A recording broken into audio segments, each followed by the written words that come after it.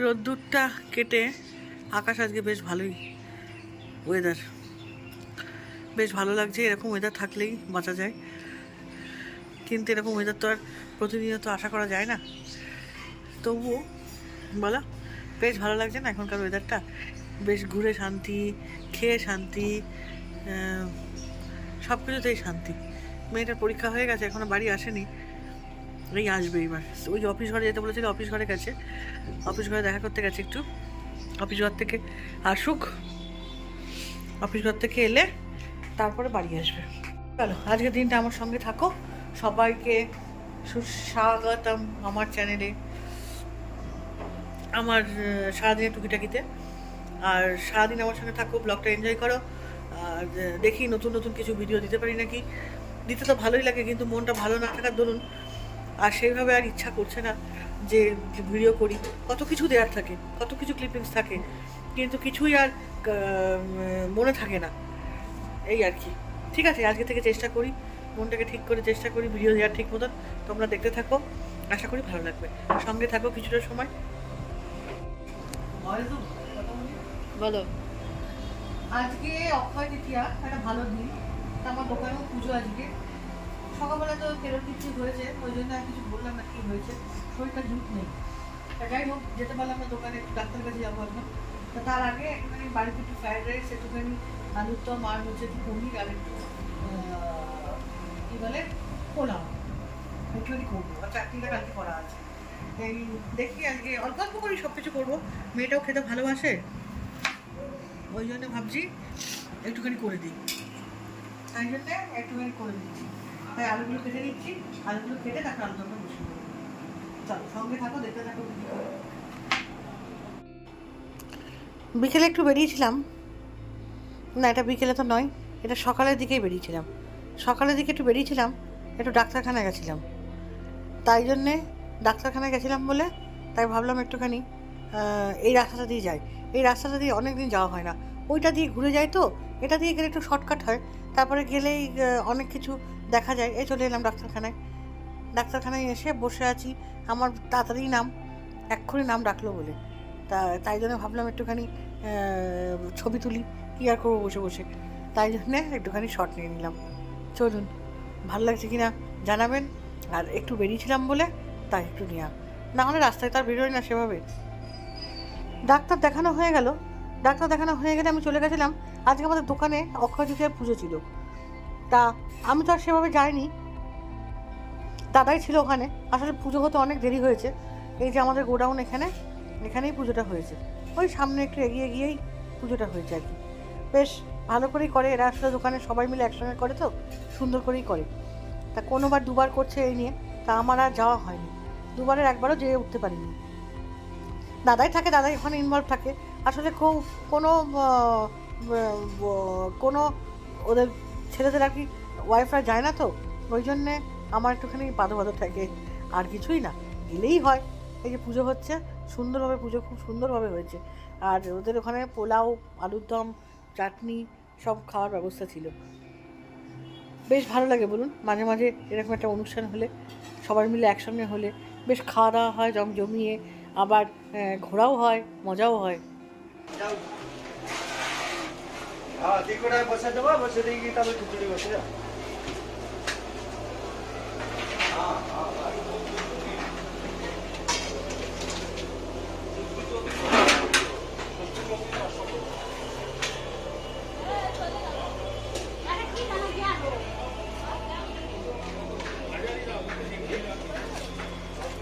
বলছি কি কি রান্না হবে গো? আলুর দম, পোলাও আর চাটনি। কটা বাজবে?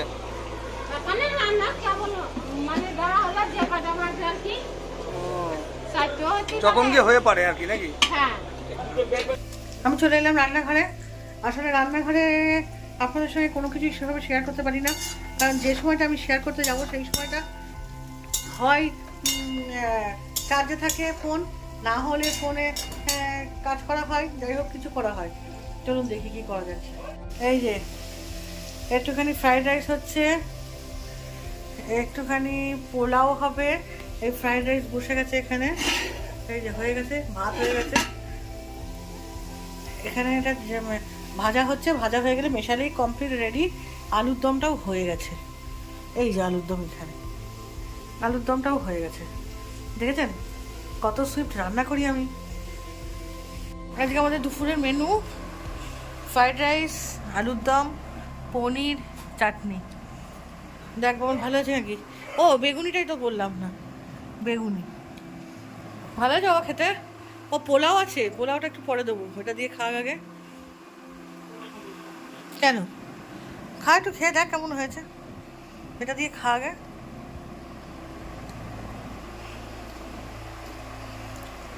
পছন্দসই খাবার তোমার? কি কি দেবো বলে বলো, কি দেবো? নো, আমি আর মেয়ে একটু খেয়ে দিয়ে উঠে বসে গল্প করছি, 3:15 বাজে। এবার একটু বিশ্রাম নিতে যাবো, তার আগে বসে একটু গল্প করছি। কি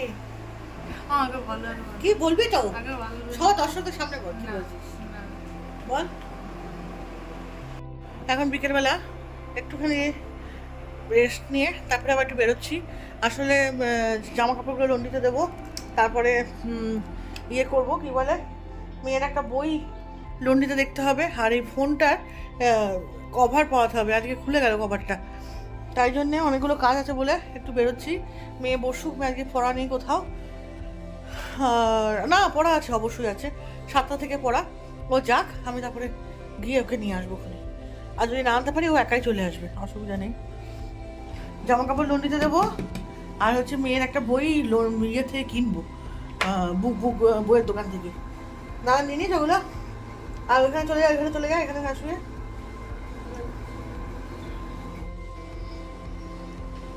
বিকেলে একটু বেরিয়েছিলাম, একটা কাজ ছিল, তা সেই কাজটা কমপ্লিট করে উঠেছি প্রায়। আর আকাশের সূর্যটা দেখেছেন কি সুন্দর লাগছে না? পুরো সবুজ মাঠের মধ্যে সূর্যটা একেবারে লাল, আমার খুব ভালো লাগছিল দেখতে। তাই জন্য ভাবলাম আমি একা দেখবো কেন, আপনাদেরকেও দেখাই একটু, তাই জন্য নিয়ে নিলাম ছবিটা।